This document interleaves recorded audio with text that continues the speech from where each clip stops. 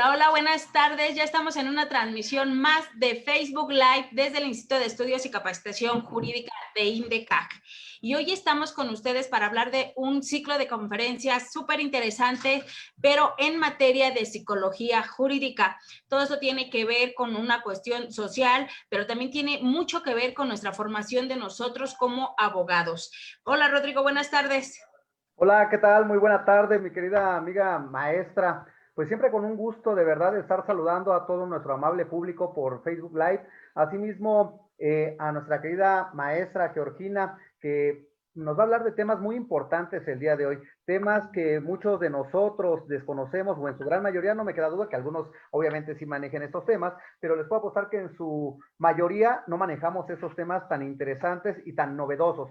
Tal vez en otros países de primer mundo se maneja cotidianamente. En nuestro país, pues bueno, no digamos que es de tercer mundo, pero sí que vamos avanzando y que vamos conociendo estos temas de mucha relevancia, a los cuales, pues bueno, agradecemos precisamente todos los que conformamos INDECAC, que nos comparte esos conocimientos nuestra querida maestra Georgina Aguillón. Muchas gracias por la presentación, maestro Rodrigo. También saludo a mi querida maestra Cristina. Gracias por la invitación. Efectivamente, pues me parece que estos temas son de suma importancia. Yo no diría que somos, no hay que decir que somos tercermundistas, vamos a decir que vamos en camino al primer mundo. Y sí, en efecto, me parece que estos temas son de suma importancia, no nada más para los abogados, los criminólogos, los criminalistas, sino también inclusive gente que se quiera dedicar a una cuestión de la psicología, pero en su especialidad con la psicología forense o la psicología jurídica, que eso es de lo que hoy vamos a tratar, porque ya lo comentaba bien la maestra Cristina, nosotros vamos a estar en este ciclo de conferencias, que bueno, los invitamos, ¿verdad, maestra y maestro Rodrigo, a las próximas, que se unan a las próximas pláticas que vamos a tener. La próxima es el 12 de septiembre, de 10 a 12 horas. Esta se llama Análisis de casos de homicidas con enfoque psicoanalítico, porque su servidora también tiene esta formación de psicoanálisis y bueno, también vamos a abordar estos temas que son de suma importancia, como lo refiere el maestro Rodrigo. En efecto. Así es. Como ustedes pueden darse cuenta, bueno, déjenme presentarles un poquito a la maestra Georgina Aguillón del Real. Ella es licenciada en psicología por la Universidad del Valle de México, así como también la maestra tiene una maestría en teoría psicoanalítica por el Centro de Investigaciones y Estudios Psicoanalíticos CIEP de la Fundación Mexicana de Psicoanálisis. Y bueno, les voy a dar un poquito de su formación profesional.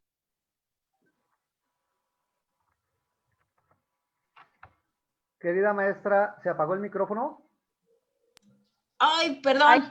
Ay, ya, sí. Ok, perdón. Bueno, déjenme presentarles rápidamente a nuestra invitada del día de hoy en cuanto a la preparación profesional con la que la maestra cuenta.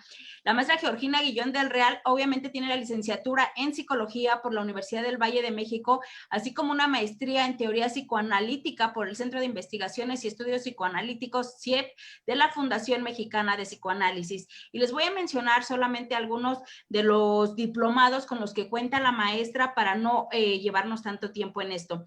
La maestra cuenta con diplomado en perfiles delincuenciales y criminológicos por INADEC. También tiene un curso de elaboración de perfiles criminales en el Instituto de Formación Profesional de la Procuraduría General de Justicia de la hoy Ciudad de México. Es perito en psicología jurídica por el Instituto Nacional de Desarrollo Jurídico. También cuenta con diplomado en grafología. Y también un curso abierto en línea por el Sistema Penal Acusatorio impartido por la Secretaría Técnica del Consejo de Coordinación para la implementación del sistema de justicia penal.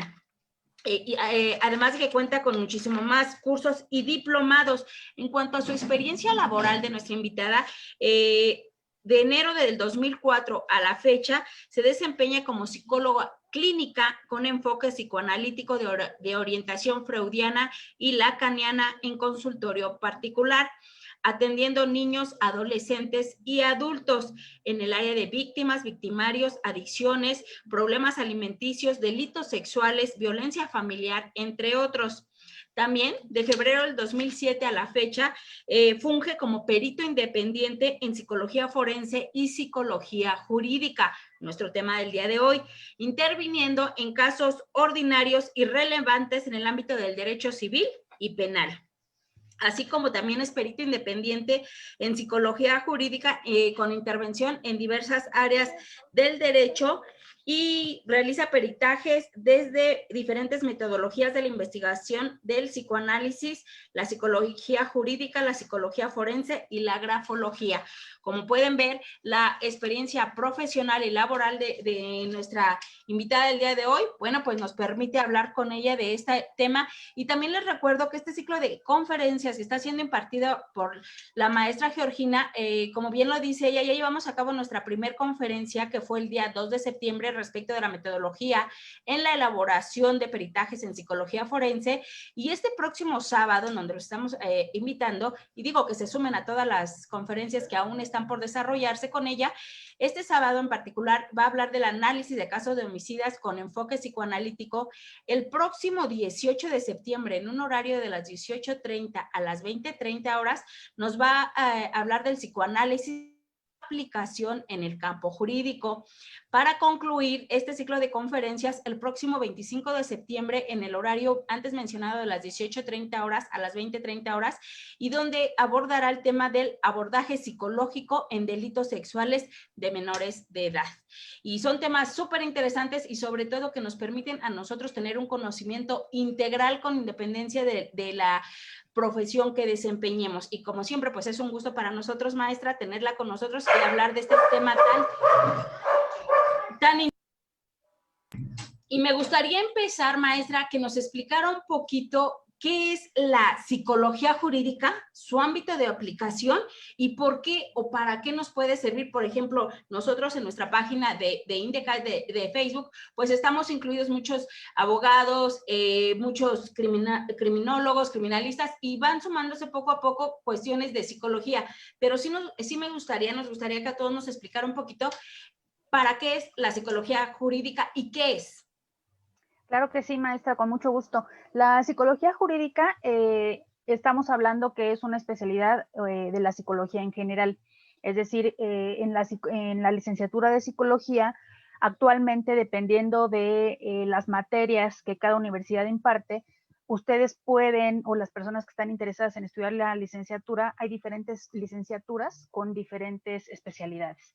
En el caso de la psicología, abordando exclusivamente la cuestión de la psicología forense y la psicología jurídica, hay algunas licenciaturas que se enfocan ya sobre todo en las últimas materias, cuando ya estamos hablando de que tiene que ver con una especialización ya de la carrera como tal, porque primero nos tienen que enseñar psicología general, las cuestiones de, por ejemplo, teorías de la personalidad, metodología de la investigación, cuestiones de las pruebas psicológicas, de los test psicológicos, la psicología clínica, que es súper importante para la fundamentación de la psicología forense.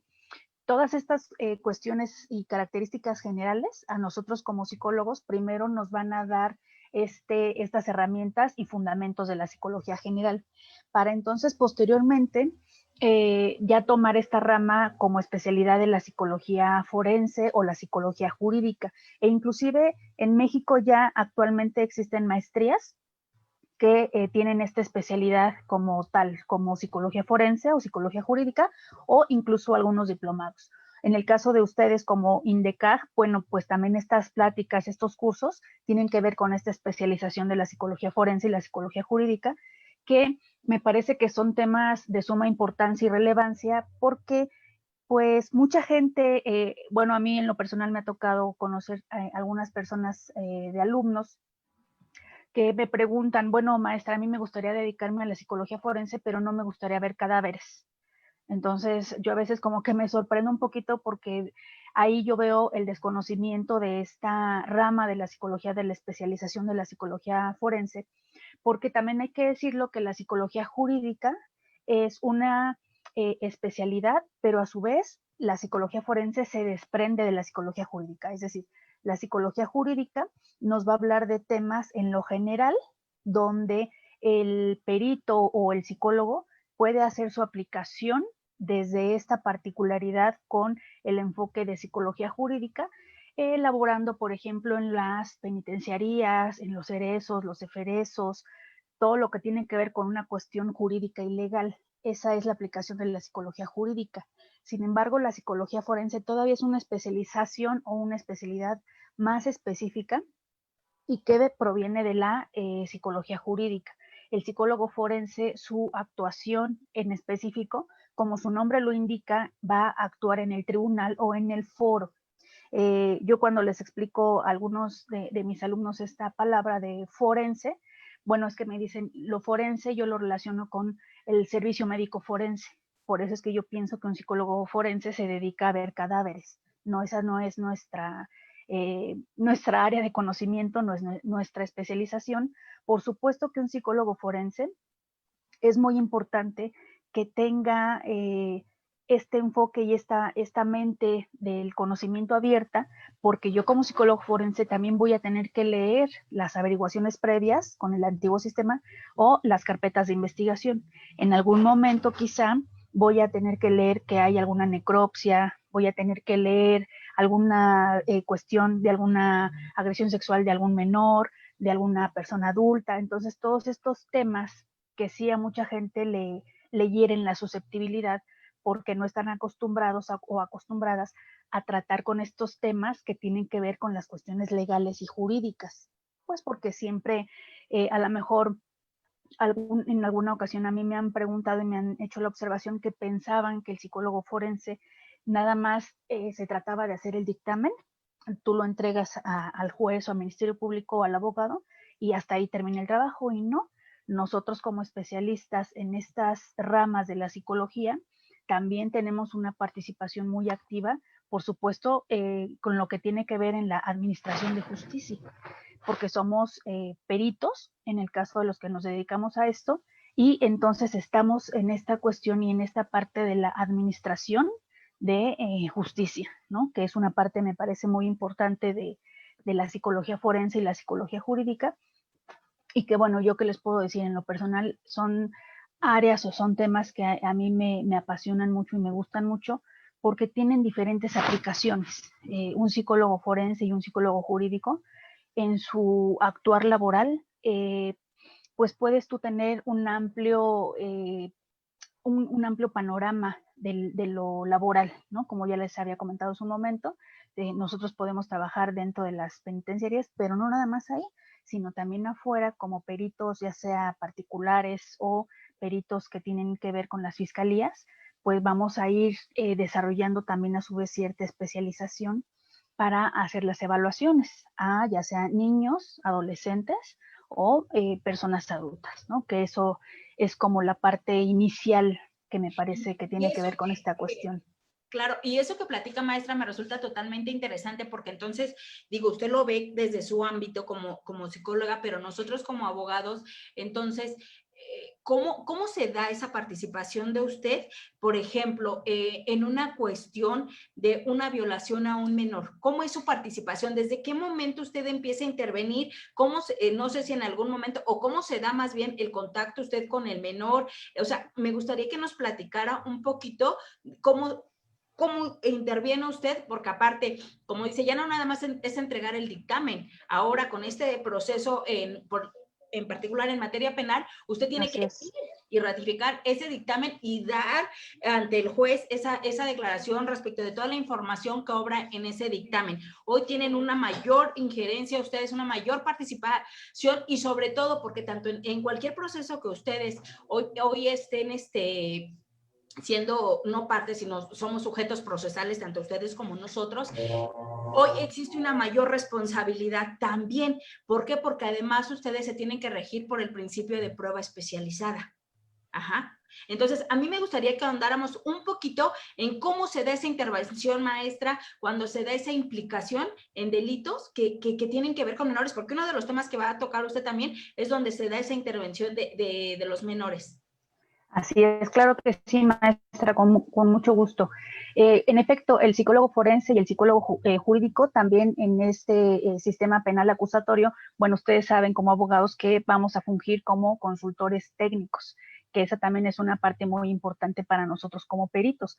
Es decir, no nada más es el que yo realice mi dictamen y lo entregue a la autoridad competente, sino que también en algún momento a mí el abogado me puede llamar para ser su consultor técnico. Es decir, como ustedes no son especialistas en psicología o en X rama que no tenga que ver con el derecho, pues nos pueden llamar a nosotros como peritos y en ese momento entonces ser sus asesores como consultores técnicos, ¿no? A lo mejor en el contrainterrogatorio para ver cómo se va a ir desahogando la prueba y entonces dar este asesoramiento. Y que en efecto, nosotros también en esto que usted me plantea esta excelente pregunta, nosotros hay que recordar que como peritos, ya sea hay diferentes funciones, ya sea como perito particular, que a mí me va a contratar el abogado de la defensa del imputado, o también hay peritos que son oficiales, que están adscritos a las diferentes fiscalías, ¿no? Eso, en esta cuestión existe esta diferenciación y también en el actuar hay una pequeña diferencia porque obviamente a nosotros como peritos alguien nos tiene que nombrar o a mí como perito, alguien, o sea, es decir, yo no puedo ir al juzgado y decir, ya, yo quiero ser perito de tal caso, de tal causa, no, sino que a mí el abogado, ya sea de la defensa o en su caso el Ministerio Público, tiene que enviar un oficio a servicios periciales o a la Coordinación General de Servicios Periciales para que se pueda dar la intervención de un perito oficial. Si no existe esta cuestión, pues no tendríamos nosotros una entrada legal al caso que nosotros vamos a peritar. Entonces, haciendo esta pequeña diferenciación, en mi caso yo soy perito particular. A mí el abogado de la defensa es quien me nombra como tal en el caso en particular. Y cuando son cuestiones de menores de edad, es un tema que a mí me apasiona y me agrada mucho porque yo veo que en México, desafortunadamente, como lo refería el maestro Rodrigo hace un momento, sin hacer esta denostación, como país todavía en desarrollo, sí veo muchas carencias en cuanto al trato y al manejo, sobre todo de los menores de edad, porque es una población vulnerable en un sentido no de disminución ni de capacidad intelectual, por supuesto que no es todo lo contrario, sino que en el manejo, cómo se le da tanto jurídico como pericial a los menores, es totalmente inadecuado. Yo he tenido diferentes experiencias laborales en este sentido y sí me parece que el manejo que se brinda es deplorable, nefasto, porque a los niños, por lo general a los menores, se les tiende a revictimizar tanto por el sistema como tal, sistema jurídico, pero también muchas veces por los mismos padres, ya sea por la madre o por el padre, que en este aferramiento, en esta lucha campal que tienen con la expareja, no se dan cuenta o si se dan cuenta, pues así lo hacen a los menores, los ponen en media situación. Y desafortunadamente los niños son los peores afectados, porque yo he conocido muchos casos donde los niños justamente están más afectados por esta situación legal que están viviendo que por alguna situación que en ese momento ellos estén viviendo como tal. Y también déjenme, les comparto, les comento, que muchas veces también me ha tocado ver casos donde algunos ministerios públicos, por llevar a cabo sus actos de investigación, los llevan de una forma pues mal investigada e inducen, hay una tendencia a inducir a los menores a que digan ciertos discursos y ciertas situaciones. Cuando yo he visto casos en donde un menor refiere X nombre, sin embargo, el Ministerio Público gira toda la investigación, por ejemplo, hacia una escuela. Pues obviamente, socialmente, no es lo mismo decir yo ya agarré a Juanito Pérez que yo ya agarré a 20 maestros o maestras de X escuela de la Secretaría de Educación Pública, por ejemplo, ¿no? Y entonces ya no supimos qué sucedió con el primer nombre que dio la menor o el menor, ya no se investiga.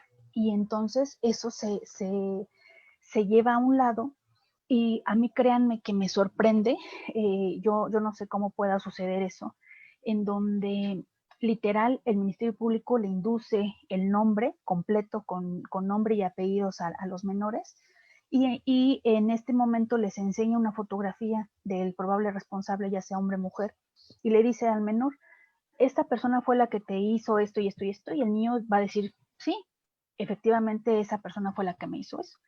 Pero eso todo el manejo que se brinda es algo totalmente inadecuado, insisto, tanto por las autoridades como por los padres de familia. Créanme que yo desde el enfoque psicológico, psicoanalítico, sí entiendo esta parte de la angustia que genera el saber que quizá muchos padres piensen que sus hijos fueron agredidos. Hay una película que yo les recomiendo muchísimo que se llama El caso McMartin. Este caso McMartin fue un caso verídico que sucedió en Estados Unidos, donde aprenden a diferentes miembros de alguna escuela de un kinder allá en Estados Unidos y se arma todo el caso jurídico. Y bueno, toda la cuestión es que a estas personas de un inicio pensaban que eran culpables, no les digo más para que ustedes la vean, pero lo que yo quiero llegar con esta situación es el mal manejo que se le da, porque de un papá, de un padre de familia que dice que a lo mejor fue agredido el menor en la escuela, se empieza a correr un rumor, ¿no? Es esta cuestión del rumor que automáticamente todos los padres se van a enfocar en decir, sí, a lo mejor mi hijo también fue agredido. Y le empiezan a preguntar al niño y lo empiezan a hostigar y le empiezan a decir, oye, a ti también te tocó fulanito y fulanita, oye, empiezan a decir, y ese es totalmente lo inadecuado. Ese es el manejo totalmente que no se le debe de dar, porque al menor se le debe de dejar que lo exprese de manera libre y espontánea. Si el menor no tiene esta cuestión de expresarlo de manera libre y espontánea, entonces se corre muchísimo el riesgo de que se le induzcan diferentes palabras adultas hacia el menor. Y ahí ya hay una complicación porque ya no sabemos qué tanto es el discurso del adulto y qué tanto es el discurso del niño. Entonces es mejor siempre dejar al menor. Y perdón, sí, para aclarar eso, porque sí, a sí, nosotros nos brinca mucho esta cuestión. Ustedes pueden identificar, entonces, quiero entender, cuando el niño está utilizando un lenguaje de adulto porque existe una previa manipulación, lo que generalmente, bueno, ya en materia familiar hablaremos de otro tema, pero digo, entonces ustedes también logran identificar esa parte. Aquí en el chat, fíjese, maestra, que está comentando la licenciada Ana Castellanos, que respecto de lo que usted comenta es verdad. De hecho, la fiscalía no le quiere aceptar el peritaje, pero bueno, ahí ya tendrá que ser una cuestión de derecho de defensa que tendrá que promover su abogado para darle injerencia a ustedes como peritos, ¿no? Porque Así ustedes entran a petición del abogado de la defensa. Aquí la licenciada tendrá que ver esa cuestión del derecho de debido proceso. Así es, su representado, ¿no? Porque a ustedes no les pueden impedir la intervención en ningún proceso.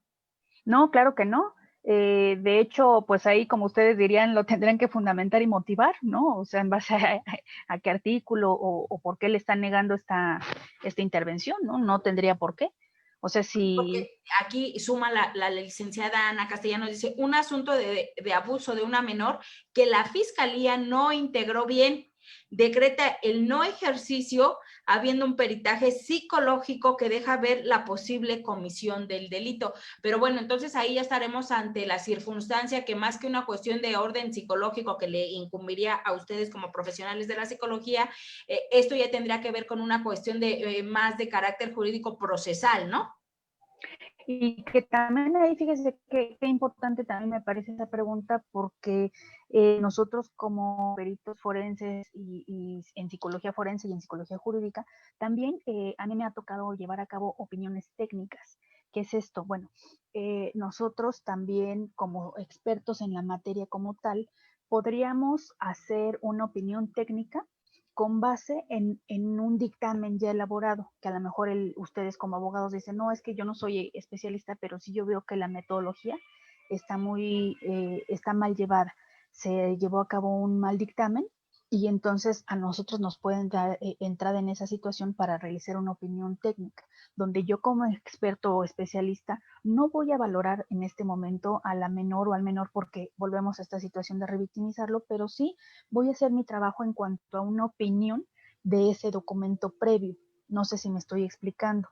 Es decir, yo voy a de alguna forma como a hacer ver los puntos más importantes donde este perito, mujer o hombre, lleva a cabo una mala elaboración del dictamen y una mala evaluación de los menores, ¿no? O de personas adultas. Entonces nosotros también llevamos a cabo dictámenes con especialidad en una opinión técnica. Es decir, yo no tengo presente al sujeto, no lo estoy evaluando, pero sí estoy dando mi opinión experta sobre ese documento que está ahí ya integrado en la carpeta de investigación o en el expediente. Muchísimas gracias, maestra. Aquí también le dan las gracias en el chat. Rodrigo. Excelentes manifestaciones, querida maestra. Usted, bueno, en cuanto a ahorita está haciendo mención de varios tópicos, entre ellos voy a señalar tres que usted amablemente comentó. El primero, obviamente, es el 136 del Código Nacional, precisamente del consultor técnico, donde la participación, perdón, de ustedes para con el abogado defensor tiene que ser precisamente este acompañamiento, o más bien dicho, esta consultoría. ¿Por qué? Porque muchas veces los abogados, como le comenté desde un inicio, desconocemos de su técnica, de la ciencia de ustedes, para poder hacernos llegar no solamente a la verdad jurídica, sino a la verdad histórica, que precisamente es lo que está hablando usted. Porque si bien es cierto, digo, no todos tenemos amigos ministerios públicos que son totalmente garantistas, que actúan con sensibilidad, con buena fe y con lealtad. Pero bueno, como en todos lugares también puede caber la posibilidad que hay servidores públicos de esta índole, y en los cuales, lejos de buscar la verdad histórica, solamente buscan la verdad jurídica haciendo malabares de ellos. Ese es el primer tema. El segundo, las personas que nos están oyendo precisamente por el Facebook Live y nos están viendo, al optar estar en sus clases de usted en la plataforma de INDECAC, ¿qué actitudes van a poder aprender y poder desarrollar en el ámbito, ya sea como abogados postulantes, como docentes también, como ministerios públicos? Nos gustaría que nos ampliara precisamente esta pregunta hacia dar respuesta. Claro que sí, con mucho gusto, maestro. Pues mire, yo pienso que de entrada, yo lo que les ofrecería pues es esta concepción de la psicología forense jurídica y por supuesto también ahora del psicoanálisis, porque desafortunadamente pienso que aquí en México no se le da el auge o la importancia que se merece.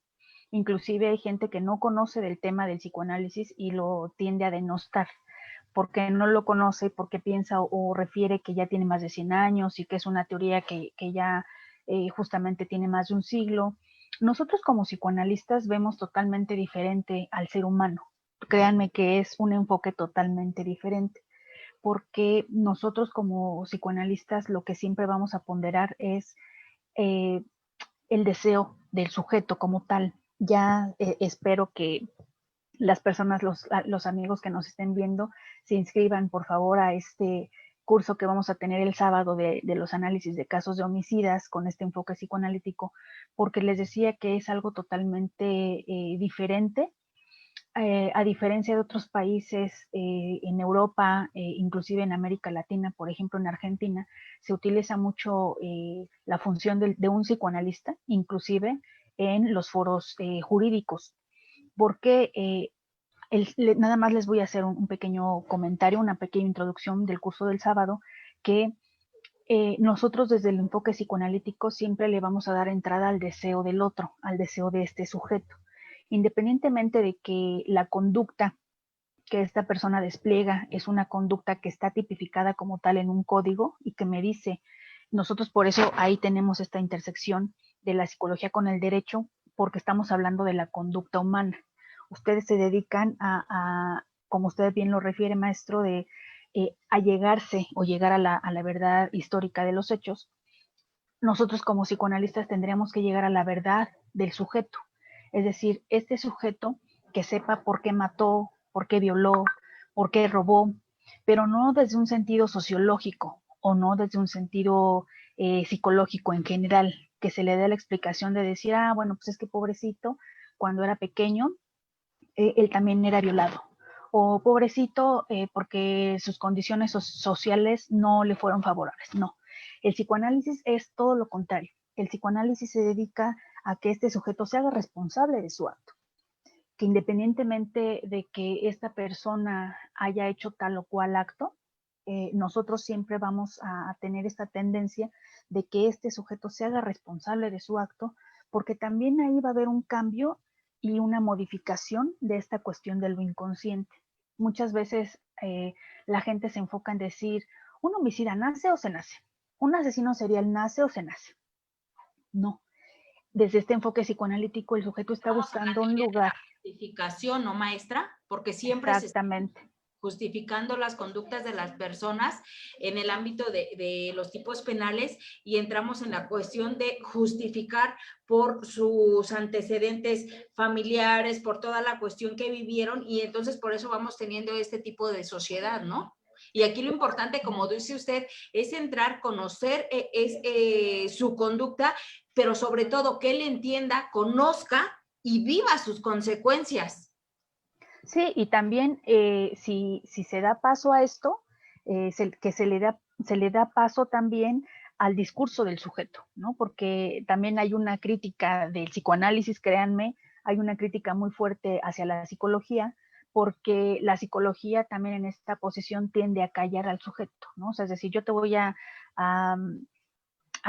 valorar, yo te voy a aplicar estas pruebas psicológicas, pero tú no vas a decir nada, ¿no? O inclusive también algunos abogados dicen, no digas nada, yo te voy a sacar de aquí independientemente de lo que tú hayas hecho. Pero a ver, espérame tantito, o sea, nadie o no nos hemos puesto a pensar el sujeto qué es lo que quiere. A lo mejor ese sujeto no desde una posición consciente me va a decir, sí, yo quiero que me den 500 años de cárcel, no. Pero sí hay un artículo, fíjense, muy interesante de Freud que nos dice y nos habla de los que delinquen por conciencia de culpa. Este artículo tan interesante donde nos habla de los que delinquen por conciencia de culpa es que Freud nos explica, la culpa preexiste al acto criminal. Por eso es que la culpa los lleva o me lleva a cometer algún acto delictivo. Y yo lo que estoy buscando de alguna manera es que se me dé una contención social, se me dé una contención jurídica, porque eso también a su vez a mí me va a sujetar como ser humano a las reglas y a las normas sociales. Muchas veces dicen, ay, es que los asesinos seriales van dejando como rastros, ¿no? Van dejando ciertas huellas para que los atrapen. Pues no necesariamente, porque a mí me ha tocado ver casos en donde esta persona, que el sábado yo les voy a comentar de un caso en particular de esta persona, que pues se deja atrapar, esta persona se deja atrapar porque créanme que puso a toda la ciudad de cabeza, porque la estaban buscando por todos lados y nadie la atrapaba. Sin embargo, en un tropiezo, lo pongo entre comillas la palabra tropiezo, ella, pues en su último homicidio, se deja atrapar por la policía. Pero fíjense cómo ahí en esta cuestión algo que muchas veces las personas inclusive desconocen o no saben. En esta pregunta que yo les comento, donde siempre, ¿por qué mataste? ¿Por qué hiciste? Porque muchas veces los mismos sujetos lo desconocen. Créanme que desde una posición subjetiva, ¿no? Y entonces volvemos a caer en esta parte consciente de la explicación, lo que usted bien dice, maestra, justificar. Ay, pues es que a mí de chiquita me veía cosas veces. Ay, mi papá me daba y me hizo tal o cual cosa. Que aquí, ojo, no estamos demeritando el posible sujeto, para nada. Pero sí lo que es muy importante de tomar en consideración es que estas personas, que nosotros en general como seres humanos nos hagamos responsables de nuestros actos. E incluso, no nada más de nuestros actos, sino también de nuestras propias palabras, que eso a veces también es muy complicado y muy pesado. Yo dije algo enojada, enojado, y vamos a decir, no, pues no quería decirlo, bueno, pues ya lo dijiste, ya lo dije, responsable de lo que yo misma estoy diciendo, porque eso también tiene una implicación en estos casos, pues jurídica. Y volvemos a esta parte, donde yo he leído un libro que dice, es que todos hablan por el sujeto menos el sujeto que está sujeto a derecho, ¿no? Este libro dice, bueno, hablan los peritos, habla el abogado defensor, hablan los asesores jurídicos, habla el juez y el sujeto callado, ¿no? Y siempre que se le pregunta, ¿usted qué tiene que agregar? Pues me apego a lo que dice mi abogado defensor. ¿Usted está de acuerdo? Sí. pero como que de alguna manera no se le da entrada a escuchar a este sujeto desde otra posición, de decir, a ver, usted dígame cuál es su decir, cuál es su sentir, para que también de alguna forma el sujeto, al escucharse a sí mismo, cambie esta posición y se deje de estos actos tan repetitivos que muchas personas desconocemos. Ustedes, a lo mejor alguna persona que me está viendo en este momento, somos de las personas obsesivo-compulsivas, que mal llamada así, que no podemos salir de casa sin revisar que esté todo apagado, que las luces estén apagadas, que el gas esté apagado. Son conductas repetitivas, una y otra vez, una y otra vez. En el caso de los asesinos o de las personas que cometen algún delito, también muchas veces no les queda claro por qué cometen ese delito y se llamaría entonces una compulsión a la repetición. Yo lo hago una y otra vez porque no me queda claro por qué lo estoy haciendo. Y entonces voy y cometo este acto para de alguna manera explicarme qué es lo que está pasando conmigo. Porque nosotros como seres humanos siempre llevamos a cabo actos que muchas veces no sabemos por qué lo hacemos. Si a lo mejor alguna persona de la audiencia que nos esté viendo ahorita, yo les preguntara, ¿por qué estudiaste Derecho? Me van a decir quizá, bueno, pues porque mi papá era abogado y también es la tradición familiar, porque fue lo que me llamó la atención, porque yo quiero ayudar a la gente, en fin, ¿no? Cada uno de ustedes va a tener sus diferentes razones. Sin embargo, cuando acudimos a una terapia, vamos desmenuzando nuestra historia y nos vamos dando cuenta de por qué hacemos lo que hacemos. Una cuestión inconsciente. Yo no me doy cuenta porque quise estudiar psicología, criminología, criminalística, derecho, seguramente, pero yo tengo que ir a hablarlo para entonces darme cuenta que esa también es una postura psicoanalítica. A diferencia del psicoanálisis, no te da recetas de qué hacer o no les...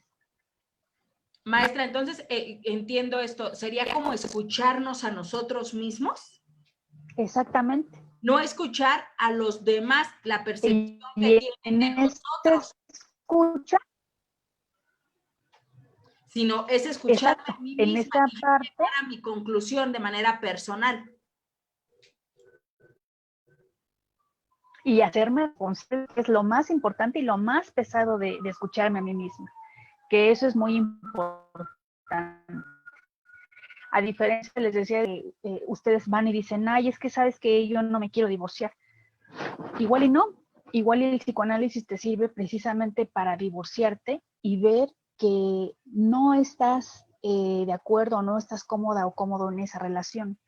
O en alguna ocasión, fíjense, les comparto brevemente, llega conmigo al consultorio una señora que quería que su hijo, ya un adulto, una persona, dejara de fumar marihuana. No, señora, pues eso yo no lo voy a hacer, porque cuando yo le pregunto a él si él quiere dejar la marihuana, él me decía que no. La que la quiere es la señora. Bueno, pues señora, mejor usted venga a terapia y vamos a tratar el tema de por qué usted quiere que su hijo se deje de drogar. Cuando usted, señor, le da el dinero para droga. Entonces, fíjense cómo ahí nuestro discurso neurótico, siempre el neurótico lo que vamos a hacer es echarle la culpa a los demás. Yo sí por mis ojos soy así, por mi hermana, híjole, no, es que en el trabajo me va terrible porque nadie me quiere, ¿no? Pero entonces el psicoanálisis, voltearse a uno mismo y dice, caray, ¿qué pasa conmigo?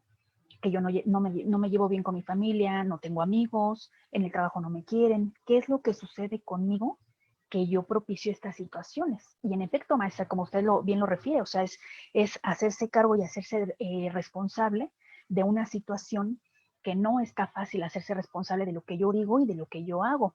Y regresando a estos casos de las transgresiones a la ley, pues no es nada fácil hacerse cargo de algo que yo cometí, ¿no? En el caso de ustedes como abogados van a decir, bueno, tanto en los delitos dolosos como en los delitos culposos, hay algo ahí que yo lo llevé a cabo y lo hice.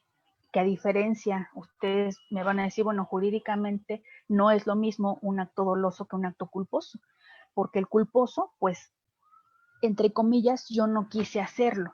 A lo mejor yo iba manejando, tuve un accidente y maté a X cantidad de personas. No era mi intención conscientemente. Pues sí, pero realizaste el acto y por algo lo realizaste y lo llevaste a cabo. Entonces nosotros como sujetos constantemente vamos a tener estas acciones que no nos explicamos. Tan sencillo como a lo mejor ir por la calle y caernos. Ah, caray, pues me caí, me levanto, pum, ¿no? Como si nada. ¿Por qué te caíste? ¿A dónde ibas? ¿Qué ibas pensando? Todos estos elementos que les estoy comentando, pues van a tener una fuerza desde lo inconsciente cuando yo voy y lo platico con mi analista o yo lo voy y lo platico en terapia, ¿no? Entonces, a lo mejor yo ahí voy a trabajar esta situación de lo inconsciente para darme cuenta por qué me caí, por qué a lo mejor ayer yo estaba viendo un partido de fútbol y veo que el futbolista solito se resbala y literalmente se dobla todo el pie y se fracturó, no sé qué le sucedió algo muy grave.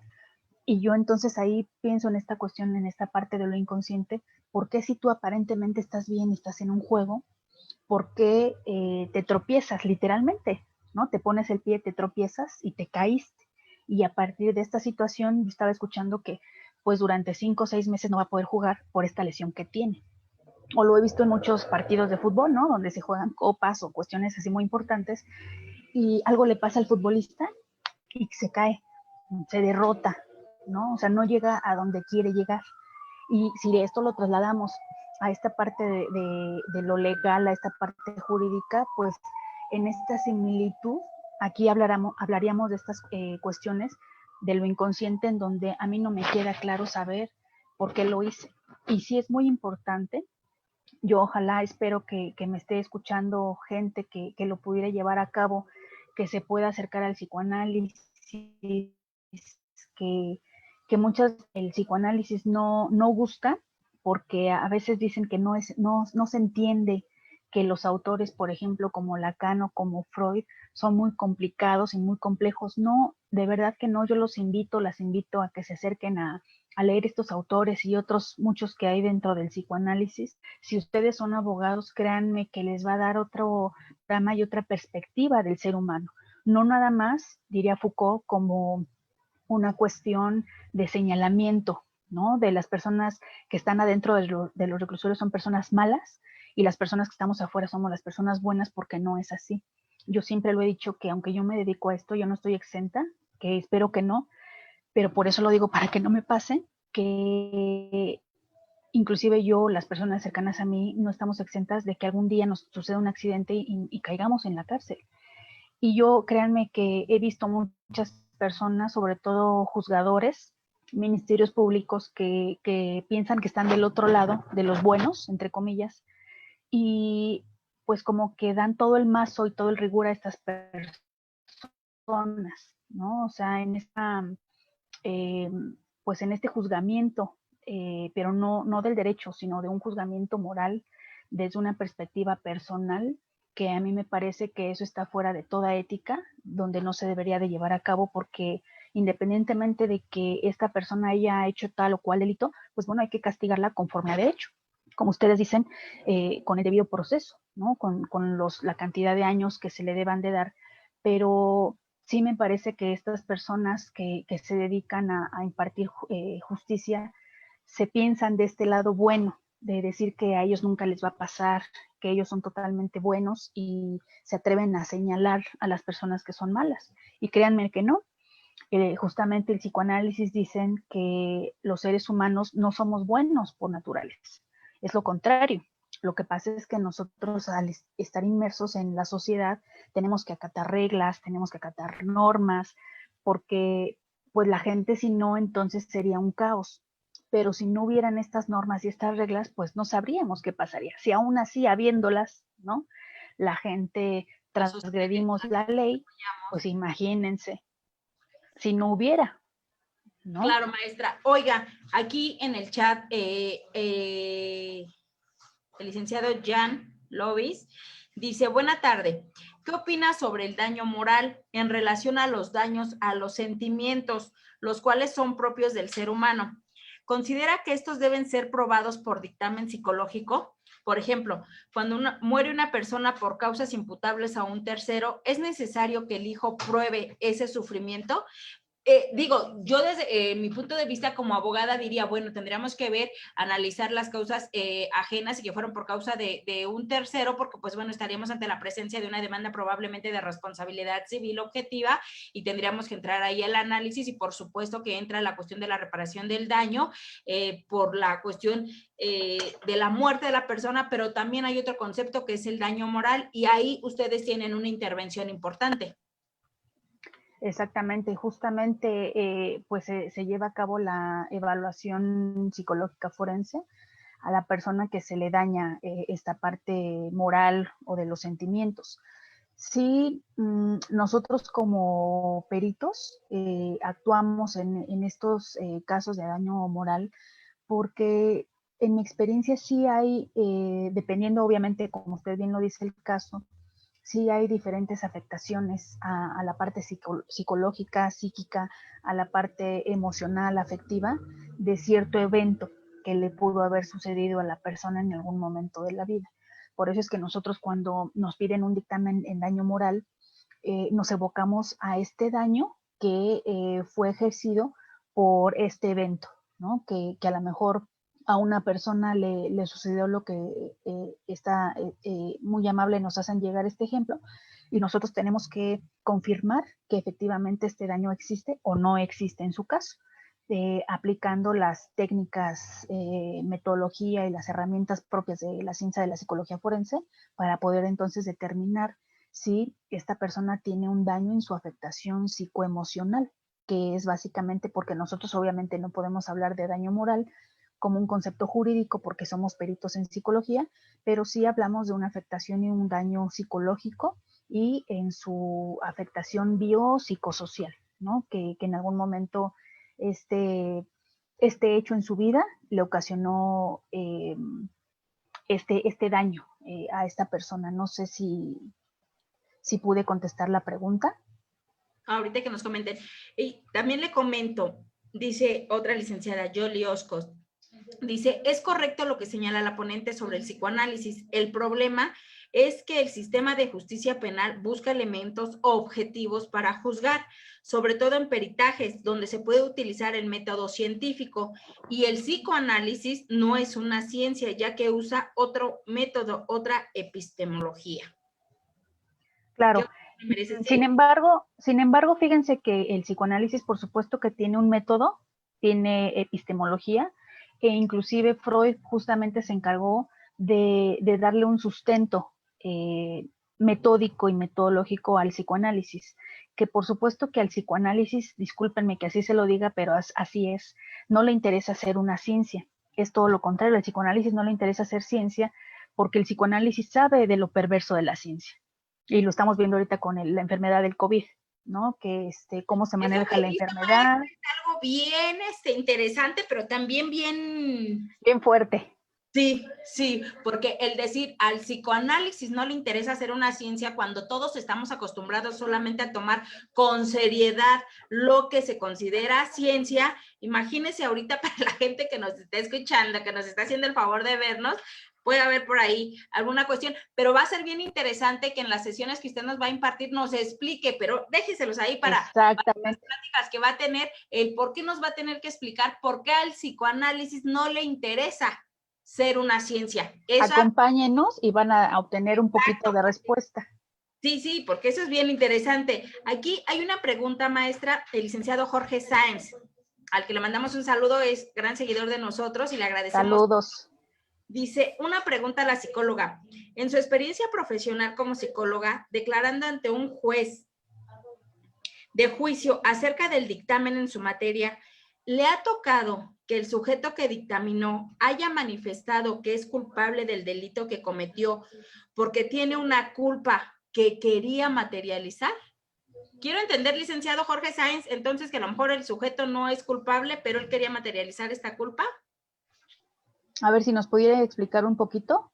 Ajá, dice, Le ha tocado que el sujeto que dictaminó haya manifestado que es culpable del delito que cometió porque tiene una culpa que quería materializar. Bueno, ahí a lo mejor, no sé, voy a dar un poquito de respuesta, espero haber entendido bien. Por lo general, cuando se hacen las intervenciones, yo de entrada no le pregunto si es culpable o inocente, porque no es mi trabajo. Mi trabajo es llevar a cabo la evaluación como tal. Obviamente sí contestar al planteamiento del problema, que tiene que ver con el delito que se le imputa, si esta persona cometió un homicidio culposo o doloso, por ejemplo. Pero obviamente manifestado desde el ámbito de la psicología, ¿no? Porque volvemos a lo mismo, yo no soy jurista y mi trabajo no es hablar del tipo penal como tal, sino enfocarme nada más a las cuestiones psicológicas. En la mayoría de los casos la gente no acepta su responsabilidad. Mucha gente dice que no es culpable y pone todas las trabas, ¿no? Se explica a sí mismo o a sí misma para decir que no es culpable. Entonces, pues yo que recuerde en un alto porcentaje de los casos, insisto, yo no les pregunto si son culpables o inocentes, pero sí dentro de la entrevista, las personas manifiestan que no cometieron el delito que se les imputa. Y una manifestación que hacen frecuentemente es que los confundieron, que iban pasando por ahí cerca, es que yo no fui porque me confundieron, y volvemos, yo pienso en esta parte y en esta posición de lo inconsciente. Bueno, a lo mejor te confundieron, pues te confundieron por algo, no hablando de ese algo jurídico, sino de este algo de lo inconsciente, porque permitiste que te confundieran y que por ende te procesaran por este delito que según tú dices que no cometiste. Entonces, vean, por favor, yo los invito nuevamente a que se conecten con nosotros el sábado, porque voy a abordar diferentes casos, pero uno en particular que fue sonado, les decía, a nivel, inclusive no sé si mundial, pero sí en la Ciudad de México, y en México fue muy sonado porque todo el mundo quería saber si ella había matado o no había matado. Y que es discúlpenme que se los diga así, a veces como que los abogados se enfocan en esta cuestión de saber, ¿mataste o no mataste? ¿Hiciste o no el delito? Claro, ustedes me van a decir, bueno, es que yo necesito saber para conocer qué tipo de estrategia jurídica voy a seguir, por supuesto. Pero muchas veces yo de lo que he escuchado es que los abogados preguntan desde también una posición morbosa para saber tú qué hiciste, cómo lo hiciste, no sé si me estoy explicando. Entonces, eso también es como demeritar al sujeto en su dignidad humana. Y aquí me parece que es importante resaltar que volvemos a esta parte donde no porque esta persona cometió X o Y delito, o no sabemos si lo cometió porque está en un proceso legal y jurídico donde no hay una sentencia todavía que diga que sí lo cometió. Yo en esta posición de abogado, en esta posición de juez, Ministerio Público, perito, me sienta en una posición por encima de esta persona, de este sujeto. Y yo voy a hacer lo que yo quiera con este sujeto porque tú eres el malo, o sea, yo te señalo a ti como el malo y yo soy el bueno. Y a partir de eso, porque yo lo he visto, cuando yo voy a los reclusorios o a los juzgados, cómo la familia está desesperada por esta persona que está siendo juzgada. Y la posición del abogado es estar en medio y que alrededor tenga a todas las personas ahí escuchándolo, ¿no? Como si él fuera el jefe de la tribu y tiene alrededor ahí a toda la familia expectante, por supuesto con mucho miedo por saber qué es lo que va a suceder con su familiar, ¿no? Entonces, bueno, yo les haría esta invitación de nueva cuenta a pensar de manera diferente de estas personas que están siendo procesadas o que cometieran algún delito, porque no se les debe de quitar para nada la dignidad humana. Eso nos debe de quedar claro.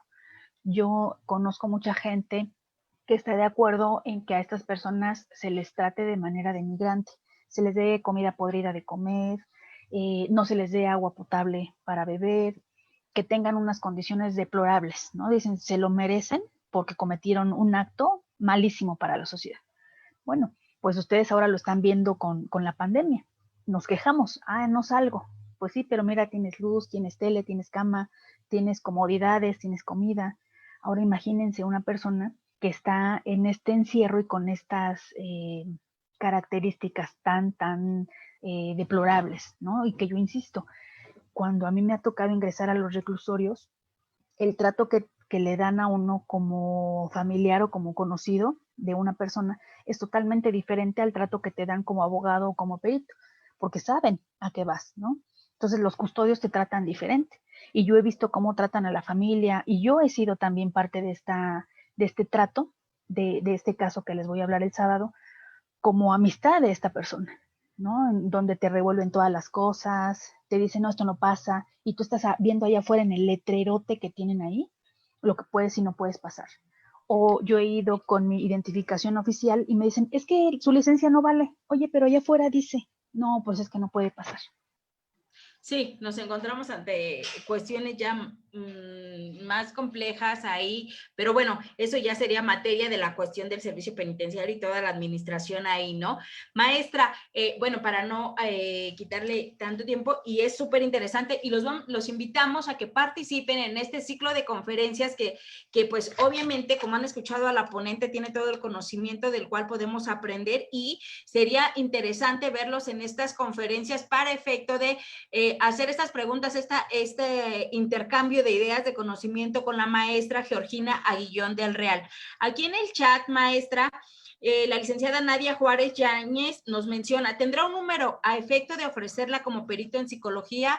Ojalá pudiera mencionarnos, maestra, porque nos están preguntando datos de localización, si puede proporcionar sus redes, su número telefónico para que la puedan buscar, sería importante. Mientras les compartimos nuestro cartel respecto del ciclo de conferencias en materia de psicología jurídica que está siendo impartido por la maestra, Georgina Aguillón del Real. Rodrigo.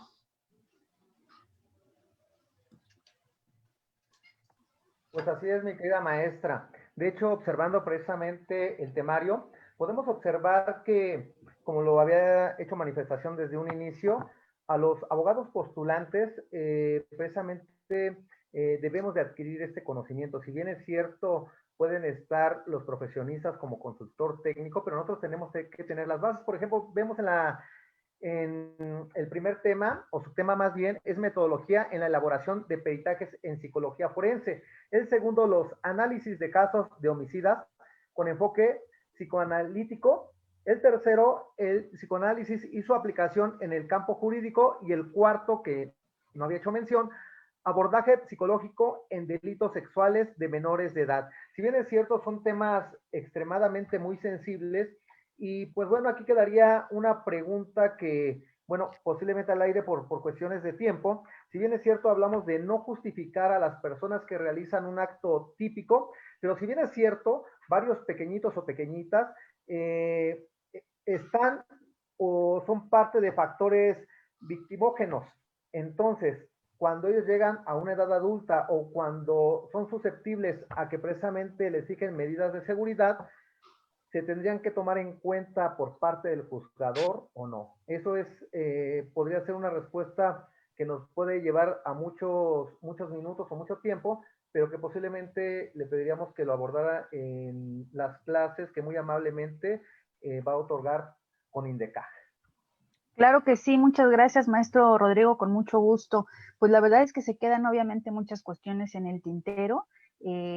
A mí es lo que yo les decía hace un momento, les compartía, bueno, pues son temas que a mí me apasionan, que para mí son muy importantes e interesantes de abordar, que también les agradezco a ustedes den el espacio para el psicoanálisis, porque ya les decía que, como me refería la maestra, esto que yo les comentaba de la ciencia y el psicoanálisis, precisamente porque el psicoanálisis es subversivo. El psicoanálisis en esta cuestión subversiva va muchas veces en contra de lo que socialmente estamos acostumbrados a escuchar o a los discursos que normalmente escuchamos sociales, criminológicos, y entonces el psicoanálisis va por otro camino y por otro lugar. Ya les decía yo que tiene que ver con el deseo del sujeto, y que este deseo del sujeto es sumamente importante de tomar en consideración, pero también es algo muy pesado de responder y de hacerse cargo de eso. Y bueno, yo les agradezco mucho la oportunidad y el tiempo que me han dado el día de hoy. Es un gusto y un placer estar con ustedes. También a la gente le agradezco mucho su participación. Claro que sí, yo les puedo dar mi correo electrónico para que se pongan en contacto conmigo. Mi correo electrónico es gadr16@yahoo.com.mx. Se los repito, se los deletreo por favor, es GAD de dedo R, o sea, son mis iniciales. Georgina_del Real son mis iniciales. Y van a agregar el número 16@yahoo.com.mx, o en su caso me pueden contactar por medio de Facebook, que estoy como Georgina_del R. Ese es mi Facebook personal, por cualquier pregunta o algún comentario, con mucho gusto. Y volverles a reiterar la invitación que les ha hecho la maestra Cristina y el maestro Rodrigo en estas próximas fechas, pues ojalá nos pudieran acompañar. Sería un placer. Perfecto, maestra. Pues muchísimas gracias. No nos queda más que agradecerle este tiempo que ha tenido bien compartir con nosotros en la página de INDECAC, y es de gran ayuda para todos, y sobre todo, como lo dije desde un principio, va enfocado también a una cuestión de carácter social, ¿no? Es algo que muchas veces desconocemos y que aquí no importa tanto la cuestión de la profesión que nosotros desempeñemos, va más allá, ¿no? Y es muy interesante todo lo que usted nos ha comentado, y bueno, les reiteramos la invitación para que nos acompañen este próximo 12 de septiembre con la cuestión de análisis de casos de homicidas con enfoque psicoanalítico con la maestra Georgina Aguillón del Real. Pues muchísimas gracias como siempre, y los esperamos en nuestra página de Facebook de INDECAC. Van a encontrar toda la información necesaria para efecto de poderse inscribir en este curso del próximo sábado 12 de septiembre de 10 a 12 horas. Así es, pues les agradezco mucho. Al contrario, muchas gracias a ustedes por la oportunidad. Es un gusto estar con ustedes. No, muchas gracias, maestra. Y de verdad, más bien dicho, la oportunidad es para nosotros de que forme parte de la planta docente de INDECAC. Y pues a todo nuestro amable público, no desaproveche esta gran oportunidad de poder tomar clases precisamente con la especialista en estos temas tan sensibles y de mucha importancia. Muy buena tarde a todos, un fuerte abrazo, el mejor de los éxitos. Hasta pronto. Hasta pronto.